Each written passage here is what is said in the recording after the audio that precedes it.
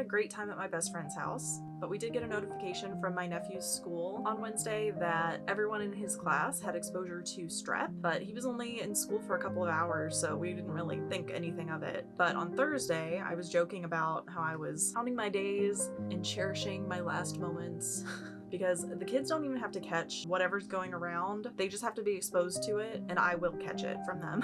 I catch it every time. And then, I kid you not, an hour later, my throat started to hurt. And one thing about me is sore throats are my weakness. I will take any other symptom of a cold or flu or whatever, but I cannot deal with a sore throat. So I was in denial about it for a few hours, and then finally I was like, you know, I just can't deny it anymore.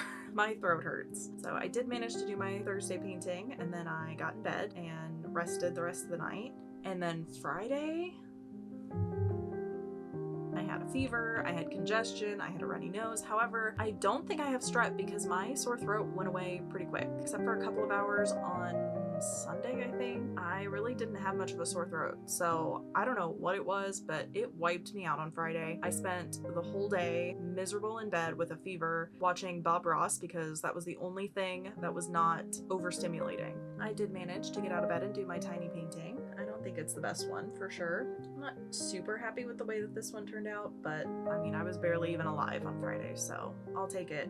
I'm so jealous of people who can just sleep through their colds or flu or whatever sickness. That's how my dad is. He can just sleep for days and then wake up feeling fine, but my insomnia doesn't even take a day off when I'm sick. So Saturday and Sunday, I was definitely feeling better, but I was still really congested. Like I said, a little bit of a sore throat here and there, and mostly just really fatigued. So I stayed in bed and I watched Bridgerton, which was not a bad time, but it still would have been nicer if I could have just relaxed and enjoyed the show, not being sick. But I did manage to do my paintings every day. I could have easily just caught up when I was feeling better, but I didn't want to get behind. And like I said earlier, my goal for this is to paint every single day, even when I'm sick, even when I'm busy, even if I'm just barely clinging to life.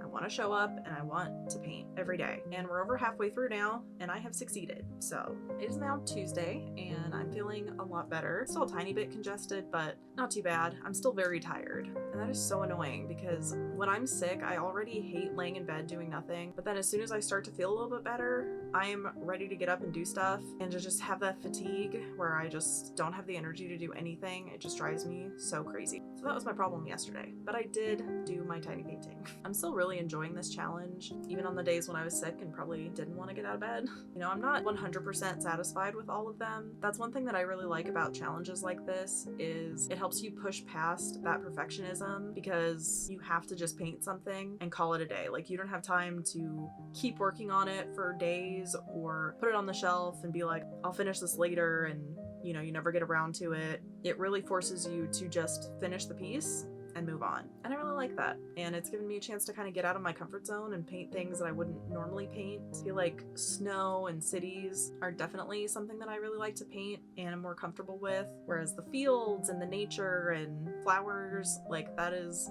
not something that I've painted in years. So it's kind of fun to get back to that and realize that it's really not as scary as I feel like it is. But speaking of that, I need to go ahead and get today's painting done.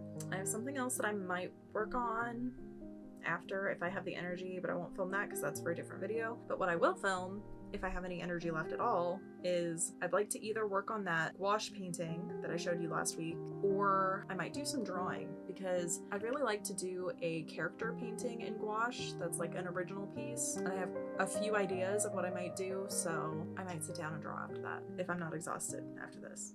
So no promises.